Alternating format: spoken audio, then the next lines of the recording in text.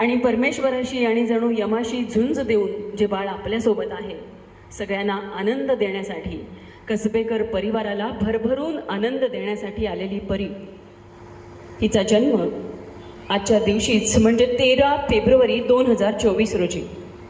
योगायोग पहा, त्या दिवशी गणेश जयंती होती. आईबाबांची ज्या शंकर महाराजांच्यावर असीम श्रद्धा, त्या शंकर बाबांचा प्रिय आकडा 13 आणि या 13 तारखेला बाळाचा जन्म आहे. त्यानंतर 45 दिवस NICU मध्ये अगदी मृत्यूशी झुंज देऊन हे बाळ आईबाबांचं नाव मोठं करण्यासाठी आपल्यासोबत आहे.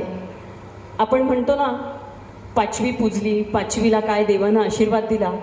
खऱ्या अर्थी 5वीला दुर्गाष्टमी होती आणि खऱ्या अर्थी दुर्गाष्टमीच्या निमित्तानं या बाळाला परमेश्वराने किती भरभरून आशीर्वाद दिले असतील.